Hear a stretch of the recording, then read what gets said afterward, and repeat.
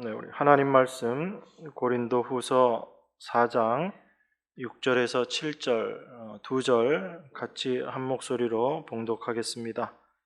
고린도후서 4장 6절 7절입니다. 어두운 데서 빛이 비추리라 하시던 그 하나님께서 예수 그리스도의 얼굴에 있는 하나님의 영광을 아는 빛을 우리 마음에 비추셨느니라. 우리가 이 보배를 질그릇에 가졌으니 이는 능력의 심히 큰 것이 하나님께 있고 우리에게 있지 아니함을 알게 하려 함이라. 아멘. 우리 복음서에 보면 예수님께서 사탄에게 시험 받으시는 내용이 나옵니다. 그 시험 받는 내용 중에 첫 번째가 사탄이 예수님에게 너가 만일 하나님의 아들이거든 이 돌들이 다 떡덩이가 되게 하라라고 그렇게 이야기합니다.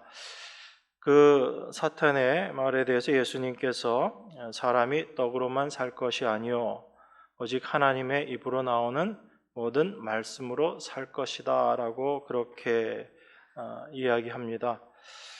이건 단순히 사탄이 예수님에게 어떤 이적을 행하라라는 그런 말씀이 아니거든요. 사탄은 지금 예수님을 이 땅에 오신 예수님이 무엇을 위해서 오셨는가라는 것을 지금 왜곡시키기 위해서 예수님에게 그런 질문을 하는 것입니다. 사탄은 예수님이 이 땅에 오신 이유를 떡으로 살고 있는 이 인생들, 그 기존의 삶의 방식에 도움을 주시는 분으로 예수님이 온 것으로 그렇게 지금 속이고 싶은 거죠. 이 세상은 사실 떡으로 살아가는 세상입니다. 떡이 없으면 살 수 없다라고 생각하고 살아가는 것이 이 세상의 모습인데 사탄은 예수님께서 이 땅에 오신 그 목적이 바로 그 떡으로 사는 기존의 삶의 방식을 도와주기 위해서 오시는 분이다. 그 돌들이 떡덩이가 되게 하라라는 그 말씀의 의미인 것입니다. 그렇게 인간들의 삶에 도움을 주기 위해서 예수님이 오신 것이다라고 이 세상을 유혹하게 하는 것, 그것이 바로 사탄의 의도라. 그것을 우리가 이해해야지 됩니다. 거기에 대해서 예수님이 무엇이라고 말씀하시죠? 우리 다 말씀으로 산다라고 이야기합니다. 하나님의 입으로 나오는 모든 말씀으로 사는 것이다라고 이야기해요. 그것은 기존의 떡으로만 살아가는 그런 삶의 방식이 아니라 하나님의 말씀으로 살아가게 되는 새로운 삶의 방식, 이것을 예수님께서 이야기하고 계신 것입니다.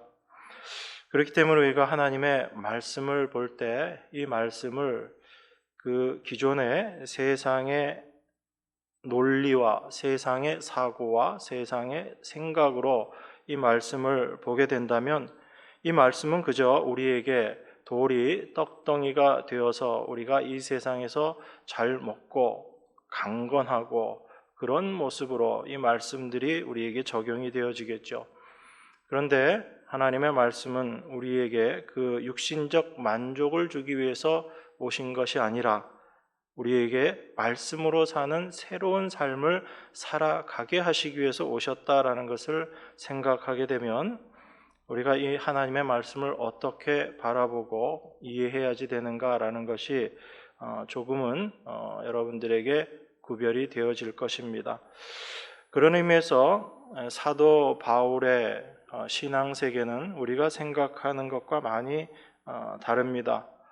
우리가 보지 못하는 것을 사도가 보고 있고 그것을 이야기하고 있기 때문에 우리들이 사도의 말을 보면서 어떤 부분들은 참 어려워서 이것이 무슨 말인지 모르겠다라는 생각이 드는 부분들도 있고 그 말씀이 참 난해하다라고 그렇게 이해되어지는 부분들도 있는 것입니다. 여러분, 그 율법으로 사는 게 편할까요? 복음으로 사는 게 편할까요? 지난번에도 한번 질문을 드린 것 같은데 여러분들은 율법적인 삶에 익숙해져 있어요? 아니면 복음적인 삶에 익숙해져 있습니까? 여러분들의 삶을 잠깐만 돌아보셔도 돼요. 여러분들은 이 세상에서 일어나는 모든 일들, 내 주변에서 일어나는 일들을 보면서 제일 먼저 무엇을 판단하냐면 저것이 옳다 그르다를 먼저 판단합니다. 그리고 그른 행동은 하지 말고 올바른 행동을 해야지라고 그렇게 생각을 하죠. 이게 아주 지극히 정상적인 우리들의 사고 방식인데 사실 이 생각이 다 율법적인 사고인 것입니다. 우리가 생각하는 옳지 못한 것은 하지 않을 수 있고 우리가 생각하는 옳은 일들은 해야지 되고 할 수 있다라는 생각, 여전히 내 기준으로 모든 것들을 판단하고 내가 판단해서 옳은 것을 행하겠다라고 하는 그 생각, 이게 바로 율법적인 사고거든요. 그래서 우리가 고린도 전서를 볼 때 사도가 고린도 교회 성도들의 잘못된 부분들을 지적은 하지만 너희들이 이런 잘못을 했으니까 앞으로 이거 고쳐서 이런 행동해, 이런 행동하지 말고 이렇게 살아, 그렇게 이야기하지 않았다는 것을 여러분들이 확인하게 되죠. 사도는 어떻게 이야기합니까? 그들의 잘못된 부분들을 이야기하지만 잘못된 행동 고쳐서 이제 올바른 행동해라 이렇게 이야기하는 것이 아니라 십자가가 무엇인지를 이야기합니다. 그 십자가를 올바로 알게 될 때 그 십자가를 쫓아 살아가는 삶, 그것이 바로 성도들의 삶의 모습이다라는 것입니다. 그런 의미에서 사도가 바라보는 신앙세계와 우리가 바라보고 있는 신앙세계는 많이 다르다라는 것을 여러분들이 아셔야지 되고, 또한 우리 스스로도 그러한 사도의 시각으로 성경을 보고 하나님을 올바로 바라볼 수 있어야지 된다라는 것, 그걸 여러분들이 늘 염두에 두셔야지 됩니다. 저희가 지난 시간에도 살펴봤지만 4장 4절에 보면 이 세상신 사탄이죠, 믿지 아니하는 자들의 마음을 혼미케 하여 그리스도의 영광의 복음의 광채가 비치지 못하게 한다라고 그렇게 이야기합니다. 그러니까 사탄이 하는 일이 어떤 거냐면 사람들의 마음을 혼미케 한다라는 얘기예요. 혼미케 해서 하나님의 영광의 복음, 그리스도의 영광의 복음의 광채가 비치지 못하게 그렇게 한다라고 이야기합니다. 이것이 사탄이 하는 일이거든요. 고린도전서가 고린도 성도들의 어떤 잘못된 행동에 대한 것을 많이 이야기하고 있다면 고린도후서는 사도의 사도직에 대해서 비난하는 사람들에게 사도가 자기 자신의 사도직, 그것을 변호하는 그런 내용들입니다. 전체적으로 보면 그런 부분에 있어서 사도가 고린도후서 초반에 내가 너희들한테 가려고 했었는데 그 약속 못 지켰다라고 하는 이야기들이 나오고, 그리고 사도를 비난하는 사람들이 사도가 추천서도 없이 천거서도 없이 그렇게 일한다라고 이야기하고, 또 사도를 비난했던 아주 중요한 내용 중에 하나가 그가 예수 믿는 사람들을 박해했었다라는 그런 것들을 가지고 사도를 비난하고 바울은 사도의 자격이 없다라고 많은 사람들이 비난했던 것입니다. 그렇게 겉으로 드러나 있는 것들, 그것을 가지고 사도직을 비난하는 사람들에 대해서 사도가 자기 자신에 대해서 이야기하는데, 그것이 바로 눈에 보이는 것으로 평가하고 판단하는 것이 아니다라는 것을 사도가 이야기하죠. 우린 늘 눈에 보이는 것만 가지고 생각하는데 그것이 아니다라는 것입니다. 그리고 사람의 겉으로 드러나는 어떤 행위를 가지고 그 사람을 평가하고 있는 것, 그것도 성경적이지 못하다라는 것을 쭉 이야기를 했죠. 그래서 그리스도의 편지다, 그리스도의 향기다, 그 다음에 새 언약의 일꾼이다라는 그 모든 이야기들이 어떤 사람의 행함을 가지고 이야기하는 것이 아니라 그 안에 계신 그리스도가 어떻게 역사하시는가, 그것을 통해서 참된 하나님의 백성과 백성이 아닌 자들이 나누어지게 되는 것이다 라고 사도가 계속 이야기했던 것입니다. 그러니까 사도의 이야기들을 우리가 계속 듣다가 보면 사도는 우리가 너무 일상적으로 자연스럽게 생각하고 있는 그 부분들에 대해서 그것이 오히려 우리가 아직까지 하나님의 말씀의 의미를 올바로 깨닫고 있지 못하기 때문에 그렇게 판단하는 것이다 라는 것을 이야기하고 있는 거예요. 우리들이 그리스도의 편지다, 그리스도의 향기다라고 했을 때 우리가 자꾸 향기가 되고 우리가 어떤 편지가 되어서 그 일들을 행하려고 하잖아요. 그런데 하나님의 말씀은 이미 우리가 그리스도의 향기이고 그 향기를 그리스도께서 드러내시고 나타내심으로 말미암아 이 세상이 하나님의 백성과 백성이 아닌 것으로 구분하시겠다는 하나님의 일하심을 보여주고 있는 것이거든요. 그런 의미에서 지금까지 쭉 내용들을 정리를 해보면 사도가 4절에서 이야기했던 사탄이 하는 일이 무엇인가, 하나님의 말씀을 혼잡하게 한다라는 겁니다. 믿는 사람들, 믿지 않는 사람들의 마음을 혼미하게 해서 그리스도가 어떤 분인지, 그리스도의 일이 무엇인지에 대해서 혼란스럽게 하는 것, 그것이 사탄의 일이다라는 것입니다. 우리가 일반적으로 사탄의 일, 사탄이 하는 일 그러면 어떻게 생각해요? 어떤 게 사탄이 하는 일일까요? 여러분들로 하여금 죄 짓게 하는 거, 그게 사탄이 하는 일인가요? 아니면 예배 시간에, 설교 시간에 막 졸음마귀가 와가지고 예배 시간에 다 졸게 하는 거, 이게 사탄이 하는 건가요? 우리는 사탄이 하는 일들을 자꾸 그렇게 생각합니다. 그래서 죄 짓게 하고 교회 나가지 못하게 하고 또한 교회에 가서도 신앙생활을 올바로 하지 못하게 하는 것, 이걸 사탄이 하는 일이다라고 그렇게 생각한다면 이 생각 자체가 바로 지금 사탄의 미혹에 빠져서 혼미케 되어 있는 생각이다라는 거예요. 이게 지금 바울이 이야기하는 바인 겁니다. 우리는 사탄이 일하는 것, 사탄의 일이 어떤 것인지 정확하게 모르고 있는 거예요. 그래서 오히려 사탄이 어떤 목적으로 무엇을 위해서 일하고 있는가, 거기에 대해서 우리들이 올바로 알고 있지 못하기 때문에 지금 사도를 비난하는 사람들이 이렇게 사도 바울에 대해서 비난하고 있는 거죠. 넌 추천서도 못 받았지 않았느냐? 그리고 약속해도 약속도 제대로 지키지 못하지 않느냐? 너 이전의 삶을 봐라. 예수 믿는 사람들 얼마나 핍박했느냐? 그렇게 이야기하면서 사도의 어떤 외적인 것을 바라보고 비난하는 것, 그것 자체를 사도는 지금 그들이 사탄의 미혹에 빠져서 그들의 마음이 혼미케 되었기 때문에 그렇게 이야기하는 것이다라고 사도가 이야기하는 것입니다. 사도는 자기 자신을 하나님께서 사도로 부르셨다라는 것을 너무나 분명히 알고 있습니다. 그런데 자기 자신이 사도로 부르심을 받았다라는 그 자체가 사도가 어떤 일들을 하고 무엇을 하느냐에 달린 것이 아니라 어떠한 자, 자기가 이전에 어떠한 자였는데 하나님께서 자기를 부르셨다라는 그 바탕 속에서 사도됨을 이야기하고 있거든요. 그게 우리가 일반적으로 생각하는 그런 모습과 많이 다른 겁니다. 우리는 사도다라고 이야기하면 어떤 것을 생각하게 되냐면 이 사람은 흠도 없어야지 되고 모든 면에 있어서 완벽해야지 된다라고 생각합니다. 그런 생각을 갖고 있었던 사람들이 고린도 교회에서 사도직을 비난했던 사람들이거든요.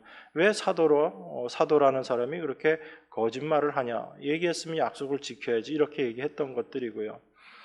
그런 의미에서 우리가 오늘 본문 말씀을 통해서 무엇이 올바른 신앙 세계이고 그것을 올바로 바라보는 것인가라는 걸 좀 더 분명하게 이해를 해야지 됩니다. 여러분, 예수님께서 하신 말씀 중에 요한복음에 보면 그 말씀이 있지요. 너희가 소경되었더라면 죄가 없으려니와 본다고 하니까 너희 죄가 그저 있다라고 말씀하신 예수님의 말씀 기억나시죠? 자, 일반적으로 사람들은 어떻게 생각합니까? 소경된 것, 이건 소경된 것 자체가 죄가 있는 것이다라고 그렇게 이해하잖아요. 그래서 예수님의 제자들도 예수님에게 뭐라고 물어보냐면 저 사람이 소경된 게 자기 죄 때문입니까? 아니면 그 부모 죄 때문입니까? 라고 그렇게 물어보는 거죠. 그러니까 소경으로 있는 것 자체가 죄로 말미암은 것이다라고 그렇게 일반적으로 생각하고 있는데 예수님은 뭐라고 말씀하시죠? 너희가 소경되었다면 오히려 죄가 없을 텐데 소경 아니라고 얘기하고 본다고 이야기하니까 너희는 그저 다 죄가 그대로 있다라고 이야기합니다. 예수님 정반대로 이야기하시거든요. 이 예수님의 말씀은 단순히 소경이라는 장애를 가진 사람이 이제 육신적으로 눈을 떠서 보게 되었다라는 것, 그걸 이야기하는 게 아닌 거죠. 그러니까 예수님이 말씀하시는 소경의 의미라는 건 어떤 거예요? 자기가 보고 있지 못하면서, 올바로 보지 못하면서도 내가 보고 있다라고 생각하는 것, 그게 바로 소경된 모습이다라는 걸, 그걸 지금 예수님이 얘기하시는 거잖아요. 그래서 오히려 나는 소경입니다라는 사람은 내가 보지 못하는 자입니다라는 걸 고백하는 사람이잖아요. 너희가 소경이라면, 너희가 소경임을 인정한다면 너희는 죄가 없는 것이다라는 이야기죠. 나는 볼 수 없는 존재입니다. 나는 어둠 가운데 있는 존재입니다라는 것을 고백한다면 그 사람은 오히려 죄 없는 자들이고 그 마음 가운데 하나님의 빛이, 그 광채가 비친 자들이다라고 이야기할 수 있지만, 나는 보는 자입니다. 나는 소경 아닙니다. 나는 어둠 가운데 있는 사람이 아닙니다. 라고 이야기한다면 여전히 자기 자신이 어떠한 자인지 자기의 모습을 보고 있지 못하다라는 거지요. 그런 사람이 바로 이 성경 말씀대로 본다면 하나님의 영광의 광채, 그것이 비치지 않은 자들인 거고, 그런 자들은 여전히 죄가 있는 그 모습인 것입니다. 그래서 소경이라는 것, 여러분 한번 생각해 보세요. 이 세상이 다 깜깜해요. 모든 사람들이 그 깜깜한 어둠 속에 있습니다. 그런데 그 어둠 속에 있다면 내가 소경이다라는 걸 알 수 있을까요? 없을까요? 온 세상이 다 깜깜하고 아무것도 보이지 않는 곳에, 그곳에 우리가 있다면 우리가 아무것도 보지 못한다는 것조차도 인식하지 못하고 살아가는 게 우리들의 모습이거든요. 그런데 그런 가운데 빛이 비치게 되면 확인하게 되는 게 있죠. 확인되어지는 게 있죠. 그게 바로 이 세상이 어둠이고 내가 어둠이었구나, 그리고 내가 어둠이구나 라는 것을 깨닫게 되는 것입니다.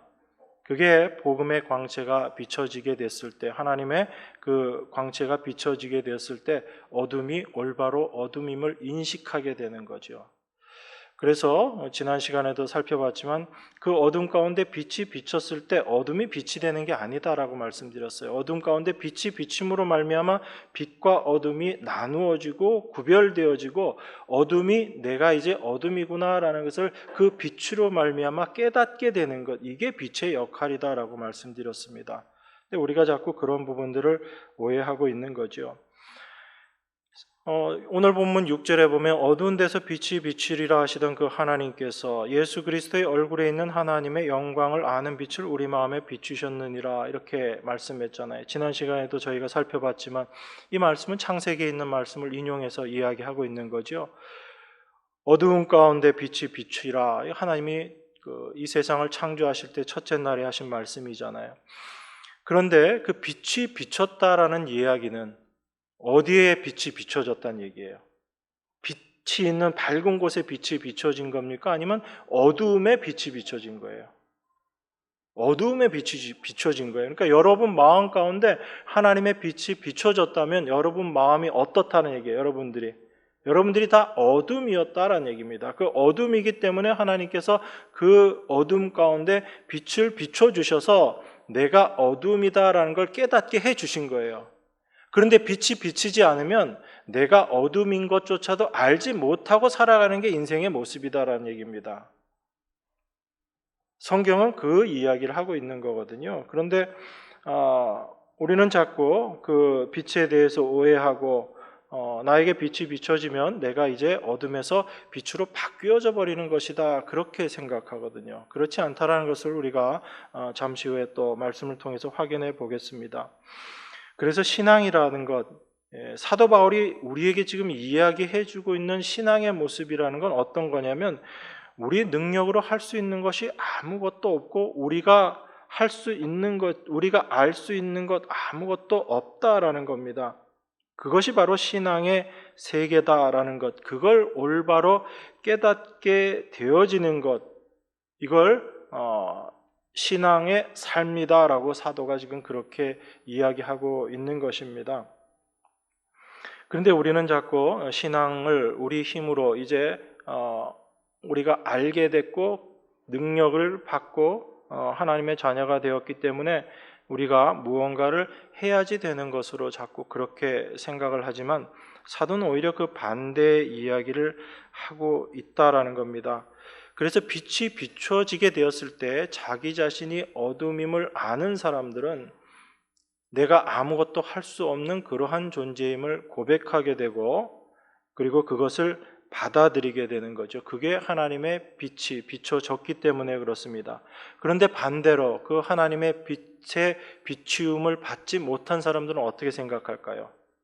여전히 인간은 뭔가 해야지 되고 무언가 할 수 있는 존재고 할 수 있는 능력 있는 존재가 인간이다라고 그렇게 생각하는 것입니다. 그러니까 우리가 오해하고 있는 것 그 모습대로 사실은 이야기가 되어지는 거죠. 그래서 빛을 받지 못했을 때 사람들은 인간의 가능성을 이야기하고 인간의 능력을 이야기합니다. 그런데 빛을 받게 되었을 때 내가 어둠이다라는 것을 알게 되고 내가 할 수 있는 것 없다라는 걸 알게 되죠. 어둠이 어둠 그 자체로서 자기가 어둠이라는 것도 깨닫지 못하거든요. 어렵나요? 여러분들 표정을 자제해서 보면서 말씀을 드리는데 잘 이해하셔야지 됩니다. 잘못하면 우리가 신앙생활을 반대로 할 수 있거든요. 하나님의 빛이 나에게 비쳤다라는 얘기 자체는 내가 어둠인 것을 알았다라는 거예요. 여러분들 이해를 돕기 위해서 다시 한번 반복해서 말씀드릴게요. 자, 우리가 다 어둠 가운데 있습니다. 어둠 가운데 있는 존재라면 빛의 필요성을 알까요? 모를까요?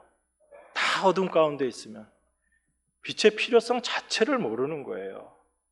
내가 어둠이다라는 것을 깨닫고 있지 못하는데 빛이 있어야지 된다라는 생각조차 못하거든요. 이게 어둠의 모습인 겁니다. 그러니까 하나님께서 빛을 비추셨다라는 이 이야기는 사실 우리가 원해서 하나님께서 빛을 비추신 것도 아니에요. 무슨 얘기인지 아시겠죠? 우리가 어둠이기 때문에 내가 어둠인 것조차도 깨닫지 못하고 있고 나에게 빛이 필요하다는 것도 우리는 인식하고 있지 못하기 때문에 하나님이 우리에게 빛을 비추셨다라고 이야기할 땐 이건 하나님의 일방적인 행위인 거예요. 이걸 거부할 수 없는 하나님의 은혜다라고 이야기하는 겁니다. 이게 에베소서에서 이야기하고 있는 하나님의 은혜라는 개념인 거예요. 우리가 무엇을 하고 원하고 이 차원을 넘어서 하나님이 일방적으로 쏟아 부어주신 은혜, 그게 하나님의 은혜이고 선물이다라는 이야기거든요. 그러니까 우리는 하나님 저에게 빛을 비춰주세요라는 이런 원함조차도 갖고 있지 못했던 자들인 거예요. 그런데 우리 마음 가운데 하나님의 빛을 원하는 그런 갈구함이 있고 원함이 있다면 그것 자체가 이미 우리 마음에 하나님의 빛이 비춰졌다는 증거인 거죠. 무슨 얘기인지 아시겠죠? 그래서 우리가 복음을 안다라는 것, 예수 믿는다는 것, 이거 내 실력으로 되는 게 전혀 아니다라는 얘기예요. 하나님이 우리 마음 가운데 주님을 찾는 그 마음을 주셨기 때문에 우리가 주님을 찾게 되는 것이고 주님을 알게 하셨기 때문에 우리가 그 주님을 알고 십자가를 알고 깨닫게 되는 거예요. 이 모든 것들이 하나님의 일하심이다라는 겁니다. 이게 하나님의 광채가 그 마음 가운데 비친 사람들이 인식하는 자기 자신인 거예요. 그런데 그 빛을 받지 못한 사람들은 여전히 내가 무언가를 할 수 있다라고 생각하는 거죠. 내가 빛을 찾을 수 있다라고 생각하고 내가 빛다운 삶을 살 수 있다라고 생각하고 있는 것입니다. 그게 바로 어둠의 모습이다라는 걸 알지 못하는 거죠. 그래서 우리가 어둠이다라는 것, 이걸 깨닫는 것, 이게 바로 하나님께서 우리 마음 가운데 지금 빛을 비추고 계시다라는 것, 이것을 여러분들이 올바로 이해하셔야지 됩니다. 여기서 우리가 한 가지 더 생각해야지 되는 게 있습니다. 그게 뭐냐면 하나님께서 빛을 비추시는 그 목적이 무엇인가라는 거예요. 하나님께서 우리에게 빛을 비추시는 목적은 우리 이 어둠인 우리를 빛으로 만드시려고 하나님께서 빛을 비추신다라고 우리가 많이 생각해요. 그런데 그게 아니거든요. 하나님께서 우리에게 빛을 비추시는 것은 어둠인 우리를 빛으로 바꾸고 빛으로 만드시기 위해서 우리에게 빛을 비추시는 게 아니라 우리가 어둠인 것을 올바로 깨닫게 하시기 위해서 그 어둠의 본질을 분명하게 알게 하시기 위해서 빛을 비추신다라는 겁니다. 그래서 이 하나님의 빛을 오해해버리면 하나님께서 우리에게 빛을 비추신다. 그러면 나는 이제 어둠이 아니고 내가 빛이 되는 것이다 라고 생각하고 내가 이제 그 빛을 드러내는 삶을 살아야 돼. 내가 그 빛을 발산하는 삶을 살아야지 돼라고 그렇게 생각하는 거죠. 그렇게 생각하게 될 때 너희가 세상의 빛이다라는 그 예수님의 말씀을 오해를 해버리는 겁니다. 내가 빛이 되었기 때문에 이제 빛다운 삶을 내가 살아내야지라고 자꾸 그렇게 생각하는 거예요. 그런데 그 삶이 사라지던가요, 여러분? 네 라고 대답하면 제가 더 이상 할 말이 없지만, 예수님이 너희가 빛이다 라는 얘기는 우리 안에 빛 대신 주님이 계시기 때문에 그 말씀을 하시는 거예요. 또한 빛 대신 주님 안에 우리가 들어가 있기 때문에 그 말씀을 하시는 거거든요. 빛은 오직 주님 한 분이신 거예요. 그 빛 대신 주님이 우리 안에 계시기 때문에 그 빛이 드러나는 거죠. 그 빛이 드러나게 하기 위해서 우리가 무엇임을 깨닫게 하시는 거예요. 우리가 빛이 되면 안 되는 거잖아요. 우리가 어둠임을 깨닫게 하시는 거예요. 그것이 빛 대신 예수 그리스도를 이 세상 가운데 드러내는 성도들의 삶의 모습인 건데, 우린 내가 자꾸 빛이 되려고 한다고요. 내가 빛을 받았으니까 내가 이제 어둠이 변해서 빛 되리라. 내가 스스로가 빛이 되기 위해서 애쓴다고요. 그러니까 계속 힘들죠. 주님은 우리를 자유케 하기 위해서 오셨다라고 이야기하는데, 우리는 그 주님의 말씀을 더 짐으로 받아들이고 더 짐지고 사는 그런 삶을 살게 되는 겁니다. 여러분들, 이 오해에서 여러분들은 벗어나셔야지 돼요. 그러니까 우리가 빛이 되기 때문에 빛을 발산해야지 된다라는 것이 아니라, 우리가 어둠으로서 올바로 고백되어질 때 우리 안에 계신 그 빛이 올바로 빛으로 드러나게 되는 겁니다. 그래서 여러분 자신을 향한 수고들을 다 내려놓으셔야지 돼요. 우리가 그리스도의 십자가를 안다라는 것은 그 십자가 앞에 나는 죽음밖에 없는 존재다라는 걸 고백하는 거거든요. 나는 아무것도 할 수 없고 저 십자가에 달려 죽을 수밖에 없고, 또한 예수 그리스도와 함께 십자가에 못 박혀 죽은 존재다라는 것을 깨닫는 것, 그게 십자가 앞에 서 있는 우리들의 모습인 겁니다. 우리가 무엇을 하고 할 수 있고 아무것도 없는 거예요. 그게 고백되어질 때 예수 그리스도의 일하심이 온전히 드러나게 되는 겁니다. 불순물 하나도 안 섞이고, 자꾸 여러분들이 거기다가 뭔가를 더하면 잿밥 뿌리는 거예요. 밥에다 재 뿌리는 거라고, 재 뿌리는 거라고. 그게 아닌 걸 여러분들이 확실하게 이해하고 계셔야지 됩니다. 그래서 빛이 내 마음 가운데 비추게 되면 내 마음도 선하고 착하게 그렇게 변해야지 되고, 예전 생활이 다 바뀌어야지 된다라고 그렇게 생각하고, 여러분 스스로가 자꾸 뭔가를 바꾸려고 애쓰지만 그걸 내려놓으셔야지 돼요. 그걸 내려놓으실 때 내 안에 계신 그 빛 대신 그분이, 그 새 생명이 내 안에서 이제 기존에 내가 살아가고 있던 그 삶의 방식이 어떠한 것인지를 확실하게 보여주시고, 이 세상을 향한 내 마음의 죄된 것들도 보여주시고, 나라는 존재가 어떠한 존재인지도 분명히 깨닫게 해주심으로 말미암아 자연스럽게 내 안에서 이전과 다른 새 사람의 삶의 모습이 나타나게 되는 거거든요. 그런데 우리는 자꾸 내가 변화되고 내가 바뀌었으니까 이제 그러한 삶을 내가 살아내야지 되겠다라고 생각하기 때문에 성경을 오해하고 있는 겁니다. 그러다 보니까 누구만 드러나는 거예요? 예수님이 드러나는 게 아니라 내가 드러나는 삶이 자꾸 사라지는 거죠.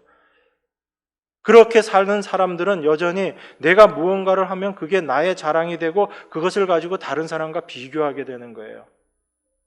그래서 뭔가 잘한 것이 있으면 어떻게 돼요? 우쭐해지는 거죠. 교만해져요. 내가 못한 게 있으면, 내가 상대방에 비해서 못하면, 오늘 기도 1시간 정말 은혜 가운데 기도했어. 그러고 교회 딱 왔는데 어느 분이 나는 하루에 기도 5시간씩 해. 이 얘기 딱 들으면 어때요? 내가 1시간 기도한 그 은혜가 바람같이 사라져 버리잖아요. 내가 더 잘하면 교만해지고, 내가 더 못했다라고 생각하면 낙심하게 되고 낙담하게 되고, 여러분 그런 신앙생활 없는 거예요. 그건 여전히 자기 자신에게 잡혀서 신앙생활하고 있는 거라고요. 신앙생활은 제가 늘 말씀드리잖아요. 나를 바라보는 게 신앙생활이 아니라 주님을 바라보는 게 신앙생활이라고요. 주님께서 행하신 것이 무엇인지를 올바로 아는 것, 그게 신앙의 모습인 것이고, 그걸 알게 될 때 나의 모든 수고를 내려놓게 되는 거예요. 그것이 하나님께서 우리를 최초에 창조하셨던 안식의 모습인 겁니다. 여러분들이 뭘 수고해가지고 하나님의 일에 도움이 될 것이다, 그런 생각을 버리시기를 바랍니다. 근데 제가 굳이 강조하지 않더라도 내 마음 가운데 그 하나님의 빛이 비치게 되면 내 본질을 알게 되기 때문에 내가 하나님께 뭔가 할 수 있는 존재가 아니다라는 걸 인정하게 돼요. 그 자리로 가게 됩니다. 하나님이 여러분들을 그 자리로 끌고 가실 거예요. 가고 계시고, 최종적으로 그 자리에서 나는 아무것도 할 수 없는 그런 존재입니다라는 것을 고백하고, 이 모든 것이 하나님의 은혜밖에 없습니다라는 걸 고백하는 그 자리로 하나님께서 끌고 가실 거예요. 그 은혜의 자리, 그 은혜를 올바로 아는 것이 필요합니다. 그래서 성경에서 이야기하는 빛이라는 것은요, 우리 자신에게 비춰져서 우리 어둠인 우리가 빛으로 바뀌어진다라는 게 아닌 거예요. 그걸 오늘 본문 7절에서 이야기하고 있습니다. 7절 한번 다 같이 읽겠습니다. 고린도후서 4장 7절. 우리가 이 보배를 질그릇에 가졌으니 이는 능력의 심히 큰 것이 하나님께 있고 우리에게 있지 아니함을 알게 하려 함이라. 한 번 더 읽을까요? 너무 좋지 않아요, 여러분? 한 번 더 읽죠, 뭐. 같이 읽겠습니다. 우리가 이 보배를 질그릇에 가졌으니 이는 능력의 심히 큰 것이 하나님께 있고 우리에게 있지 아니함을 알게 하려 함이라. 보배를 질그릇에 가졌다고 이야기해요. 바울이 지금 두 가지를 구별해서 이야기합니다. 하나는 질그릇이고 하나는 보배. 이 두 가지를 지금 바울이 이야기하고 있어요. 그런데 이 보배를 질그릇에 가졌다라고 이야기합니다. 그런데 이 질그릇이 보배를 가졌어요. 보배가 질그릇에 있습니다. 그러면 이 질그릇이 보배로 바뀌냐고요. 우리는 자꾸 그 보배가 있으면 이 질그릇이 보배로 바뀌어진다라고 생각하고 바뀌어야 된다라고 생각한다고요. 그게 우리들 생각 아니에요? 여러분들 생각 아닙니까? 저도 그렇게 생각했어요. 귀한 보배가 내 안에 있으니까 이제 이 질그릇이 그 보배를 담기에 합당한 그릇이 돼야지 되지 않겠나, 그렇게 생각했거든요, 저도. 그런데 사도는 뭐라고 이야기해요? 보배가 질그릇에 담겼는데 그 이유가 뭔가 하니까 이 질그릇을 보배로 만들기 위해서 그게 그렇게 한 게 아니라 보배를 질그릇에 둔 거는 능력이 어디에 있는 것, 능력이 질그릇에 있지 않고 능력이 보배에 있다는 걸 깨닫게 하기 위해서 그 질그릇에다가 보배를 주셨다라고 지금 이야기하고 있는 거예요.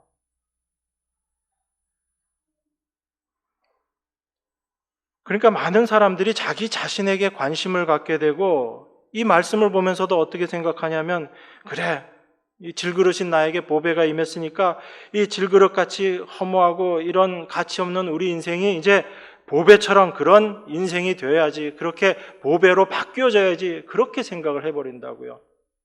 근데 하나님은 오히려 질그릇은 질그릇이야, 그리고 보배만 보배야, 이렇게 말씀하시는 거예요. 우리들의 생각과 하나님의 생각이 다른 거예요. 그 질그릇에 보배가 담겨 있다고 해서 질그릇의 가치가 더 드러나는 것도 아니라고요. 자꾸 우리는 그 보배로 말미암아 내 가치를 더 높이려고 한다고요. 그런데 이 질그릇의 가치가 높아지면 보배의 가치가 더 드러날까요? 아니면 더 줄어들까요? 보배가 질그릇에 담겨 있을 때하고 보배가 금그릇, 다이아몬드 그릇에 담겨 있을 때하고 그 보배의 가치가 여러분들 보시기에 어느 게 더 가치 있게 보여요? 이것도 대답하시기 또 헷갈리시나 보죠? 보배는 여전히 보배로서 빛나는 거예요.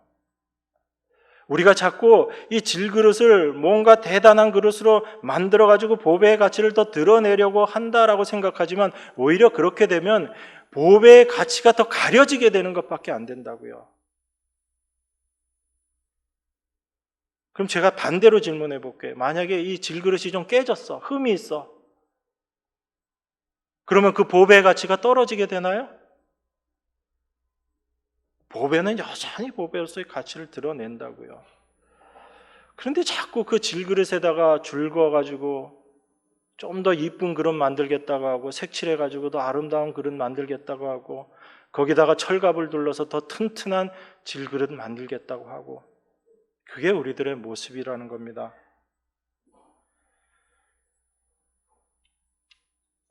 질그릇은 질그릇이고 보배는 보배입니다. 여러분, 그거 분명히 인식하셔야지 돼요.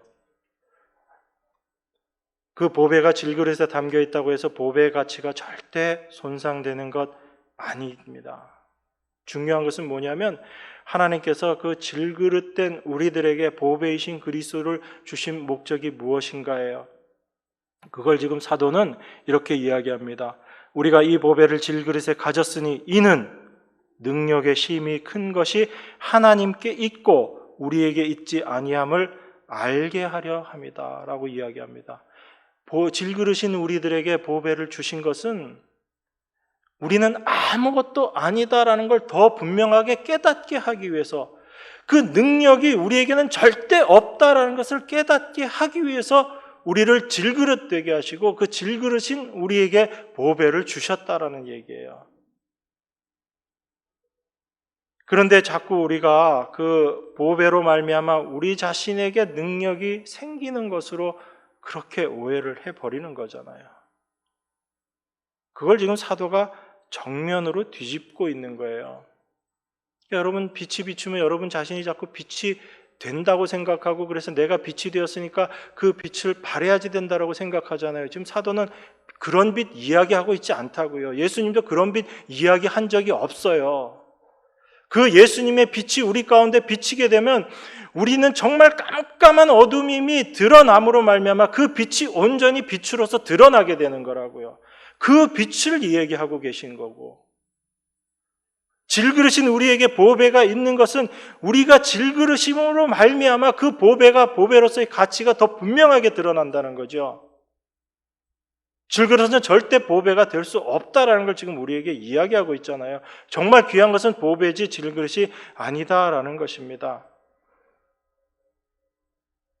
그래서 사도가 5절에서 그렇게 이야기하는 거예요. 우리가 우리를 전파하는 것이 아니라 오직 그리스도의 예수의 주 되신 것과 또 예수를 위하여 우리가 너희의 종된 것을 전파함이라. 사도 바울은 우리가 생각하는 그 사도 바울이 아닌 거예요. 사도 바울은 자기 자신에 대한 목표가 아예 없는 사람이에요. 자기 인생에 대한 목표가 없는 사람입니다.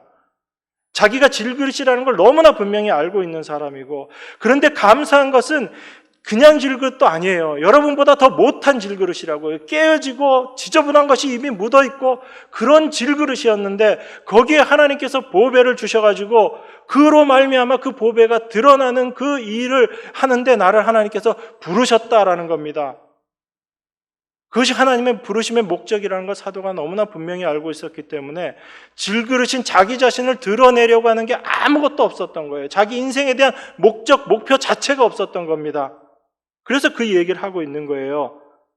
우리를 전파하는 게 아니라 우리는 오직 우리의 주 되신 예수 그리스도만 전파한다. 우리가 너희의 종된 것도 그리스도를 전파하기 위해서 그렇게 된 것이다. 이것이 사도가 알고 있는 복음이고 사도가 알고 있는 신앙이에요. 그런데 우리들의 신앙의 삶의 모습은 어때요, 여러분? 한번 솔직하게 얘기해 보자고요. 어때요? 그 질그릇을 질그릇으로 인정하려고 하지 않잖아요. 질그릇을 자꾸 금그릇 되게 하려고 여러분들 수고하고 애쓰잖아요. 왜 그걸 보지 못하느냐고요. 그러니까 사도가 보는 그 신앙의 세계와 우리가 본다고 하는 신앙의 세계가 이렇게 다른 거예요. 그런데 하나님의 그 복음의 광채가 여러분 마음 가운데 비춰지게 되면 여러분들이 어두운 그 자체라는 걸 깨닫게 되고 내가 질그릇이라는 걸 알게 되고 그러한 나에게 참된 빛이신 그 보배이신 그리스도가 계시구나라는 걸 알게 될 때 그 보배만을 자랑하고 보배만을 증거하는 삶으로 살아가는 것, 이게 하나님 백성들의 삶의 모습이다라는 겁니다. 왜 그 보배 가지고 질그릇 자랑하려고 그래요? 왜 우리가 그런 모습으로 신앙생활을 합니까? 그거 잘못된 거잖아요. 분명히 사도는 지금 그걸 우리에게 이야기하고 있어요. 사도 바울을 비난하는 사람들, 사도가 아니다라고 이야기하는 사람들이 다 지금 뭘 갖고 이야기하는 거예요? 사도의 그 질그릇이 여기도 깨지고 흠이 있고 그런 질그릇 아니냐. 우리 봐라, 추천서도 있고 우리가 지금까지 잘못한 게 어떤 게 없었지 않냐. 우리는 약속하면 다 지키는 사람들이었어. 자기의 질그릇 자랑하면서 사도의 질그릇을 비난하고 있었던 거거든요. 근데 사도는 그거 상관없는 거죠. 나는 어차피 질그릇인 걸 알기 때문에, 내 안에 계신 보배가 귀중하다는 걸 알기 때문에 사도는 그 사람들이 그렇게 생각하고 그렇게 바라보고 있는 사람들이 바로 사탄으로 말미암아 그들의 마음이 혼미케 되어서 지금 무엇이 참된 신앙의 모습인지를 올바로 바라보고 있지 못하는 사람이다라는 걸 지금 이야기하고 있는 거거든요. 이것은 단지 고린도 교회의 사도를 비난하는 그 사람들에게 하고 있는 얘기가 아니라 바로 지금 이 시간에 여러분과 저에게 하고 있는 이야기라고요. 우리가 과연 무엇을 바라보고 신앙생활을 하고 있는가라는 것을 사도가 지금 이야기하고 있는 것입니다. 여러분, 질그릇 꾸미는 거 이제 내려놓으세요. 질그릇 가꾸시는 거 이제 내려놓으세요. 그냥 질그릇이면 돼요. 거기에서 더 이상 나가려고 하지 마시고, 여러분이 질그릇임이 분명하게 드러날 때 여러분 안에 계신 보배가 더 보배로서 나타나게 될 것입니다. 이게 사도가 우리에게 이야기하고 있는 참된 신앙이고 복음의 모습이다라는 겁니다. 이렇게 질그릇으로 표현하고 있는 하나님의 백성들을 계시록에 보면 보석으로 묘사하고 있어요. 계시록 말씀 한번 볼게요. 계시록 21장 한번 보겠습니다. 최근에 장례식이 있어서 여기 이 말씀들을 자꾸 제가 읽어보다가 보니까 10절에 보면 이렇게 이야기합니다. 10절 11절입니다. 계시록 21장 10절 11절. 성령으로 나를 데리고 크고 높은 산으로 올라가 하나님께로부터 하늘에서 내려오는 거룩한 성 예루살렘을 보이니 하나님의 영광이 있음에 그 성의 빛이 지극히 귀한 보석 같고 벽옥과 수정같이 맑더라. 그렇게 이야기합니다. 거룩한 성 예루살렘, 이게 누구죠? 이건 아셔야죠. 거룩한 성 예루살렘이 누굽니까? 하나님의 신부된 교회를 이야기하고 있잖아요. 이게 거룩한 성 예루살렘입니다. 그런데 이 예루살렘이 어떻다고 얘기해요? 여기 보니까 지극히 귀한 보석 같고 벽옥과 수정같이 맑더라. 보석 같다라고 이야기하잖아요. 그럼 여러분들이 좀 의문을 가지셔야죠. 사도는 성도들에 대해서 질그릇이다라고 이야기했는데 지금 계시록에 가서 보니까 성도를 뭐라고 표현하고 있는 거예요? 보석이라고 표현하고 있습니다. 그럼 여러분들이 이 말씀을 보시면서 어떻게 생각하세요? 계시록에 있는 이 말씀 보면서 맞아, 이제 성도는 정말 귀하고 가치 있는 존재가 돼서 보석 같은 존재가 됐어. 이 의미로 여러분들이 이해하시잖아요. 이게 우리가 일반적으로 생각하는 부분이에요. 그런데 하나님의 백성인 성도를 보석이라고 표현하고 묘사하고 있는 그 의도가 무엇인지 여러분들이 분명히 아셔야죠. 거룩한 성 예루살렘이 하나님의 백성인 이 성도 교회들입니다. 이게 보석으로 지금 묘사가 되고 있다고요. 그러면 그 보석의 의미가 무엇인지를 여러분들이 아시면 그래서 이걸 보석이라고 이야기하는구나 라고 알 수 있는 것이고, 그것이 지금 이 땅에서 우리가 질그릇의 삶이 어떤 것인지 그것과 같이 연결이 되는 거예요. 여러분, 보석이 왜 귀하죠? 여러분 보석 좋아하시잖아요. 특히 자매님들 보석 좋아하시잖아요. 싫다고 얘기하지 마시고 나는 보석 안 좋아해요 이렇게 이야기하지 마시고 다 좋아해요. 보석이 왜 귀하죠, 여러분? 왜 비싸죠? 보석이 왜 비싸죠? 많아서 비싸요? 조금밖에 없어서 비싸요? 별로 없으니까 보석이 비싼 거잖아요. 그걸 보석의 희소성이라고 이야기합니다. 숫자가 작기 때문에 귀한 거예요. 그런데 왜 숫자가 작죠? 사람이 만들 수 있으면 적을까요? 많을까요? 많아요. 사람이 만약에 그 보석을 만들 수 있다면 사방에다 보석으로 널렸을 거예요. 그런데 사람이 만들 수 없거든요. 보석은 어떻게 생겨나죠, 여러분? 자연 속에서 자연스럽게 생겨나는 게 보석이에요. 그걸 다른 말로 표현하면 하나님이 보석을 만드신 거예요. 무슨 말씀인지 아시겠죠? 보석이라는 건요, 아주 희귀하고 숫자가 많지 않기 때문에 그것이 가치 있고 비싼 건데 그 이유가 사람이 만들어낼 수 없기 때문에 그런 거예요. 그런데 그 보석은 누구만 만들어낼 수 있냐면 하나님만 만들어낼 수 있다고요. 그게 바로 성도다라는 이야기입니다. 그러니까 여러분들이 백옥과 수정과 벽옥 이렇게 돼서 아주 빛나는 보석이 돼서 귀하고 아름답다, 그 이야기를 지금 계시록에서 하고 있는 게 아니라 하나님의 백성은 어떻게 생겨났는가를 지금 우리에게 이야기하고 있는 말씀인 거거든요. 그러니까 이 말씀을 오해하지 마시길 바랍니다, 여러분들이. 하나님은 당신의 백성들이 어떻게 생겨나는 걸 지금 우리에게 이야기하고 있는 거예요. 우리의 노력, 우리의 수고로 절대로 되어질 수 없는 게 하나님의 백성이란 얘기입니다. 오직 하나님의 일하심만으로 되어지는 게 하나님의 백성이란 얘기예요. 그걸 여러분들이 아신다면 질그릇인 내가 수고하고 애써서 이 질그릇을 금그릇으로 바꿔야지 되겠다, 이 질그릇에다가 뭔가를 내가 더 해가지고 더 아름다운 질그릇 만들어야 되겠다, 이 생각들을 다 내려놓게 되시는 거라고요. 오직 그 하나님의 나라에서 거룩한 성으로 빛나는 보석 같은 존재는 누구에 의해서만 만들어지는 것이냐면 하나님의 손에 의해서만 완성되고 만들어지는 것인 거예요. 우리의 수고로 되어지는 게 아니라는 얘기입니다. 우리는 그저 질그릇으로 남아있으면 돼요. 그 질그릇임을 더 분명히 알게 될 때 우리 안에 계신 보배가 더 분명하게 드러나게 되는 것이고, 그것을 통해서 하나님께서 이 질그릇과 같은 우리를 하나님의 백성으로 거룩한 성 새 예루살렘과 같은 그 모습으로 하나님께서 만들고 가고 계시는 거예요. 오직 하나님의 일하심만을 올바로 깨닫고 고백하게 되는, 나는 아무것도 할 수 없는 그런 어둠의 존재입니다라는 것을 고백하는 그 자리로 우리를 끌고 가시고, 오직 하나님의 일하심만을 온전히 드러내는 그 하나님 백성으로 우리를 만들어 가시는 거예요.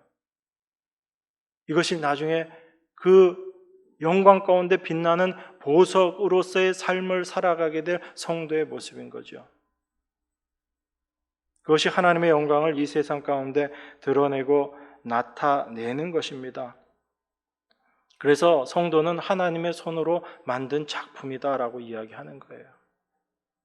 우리가 원하는 모습이 아니라 하나님이 원하시는 모습으로 만들어내시는 거예요. 그게 하나님의 백성인 성도들인 것입니다. 그래서 우리가 이 땅을 살아갈 때 세상에 알아주고 그런 가치 있는 그런 질그릇 되기를 원하지 마시고, 여러분 안에 계신 보배를 가졌다, 거기에 가치를 두시고 그 보배만을 오롯이 드러내는 그 믿음의 자리로 여러분들이 날마다 나아가게 될 때 우리를 통해서 하나님께서 영광 받으시고 예수 그리스도가 빛같이 빛나시며 드러나시게 될 줄 믿습니다. 날마다 이 삶을 살아가는, 또 이 삶 가운데로 인도함을 받는 여러분과 제가 되기를 바랍니다. 기도하겠습니다. 우리를 질그릇 되게 하신 그 하나님의 은혜를 이 시간에도 감사를 드립니다. 우리의 존재가 어떠한지, 우리의 본질이 어떠한지를 분명히 깨닫게 하셔서 우리 안에 계신 그 보배이신 예수 그리스도가 얼마나 귀하신 것인지, 그 하나님의 일하심이 어떠한 것인지를 올바로 깨달아 알아가는 저희들 되게 하심을 감사드립니다. 날마다 우리 안에 그 감추인 보배만을 자랑하는 저희 모두의 삶이 되게 하시고, 또한 그 일에 열심이신 하나님의 일하심을 믿음의 눈으로 바라봄으로 말미암아 우리의 수고를 내려놓고 주님의 일하심만을 찬송하고요, 그 가운데 영광 올려드리는 저희들의 삶이 될 수 있도록 하나님 인도하시고 축복하여 주시옵소서. 우리를 죄에서 구원하여 주신 예수 그리스도 이름으로 기도드리옵나이다. 아멘.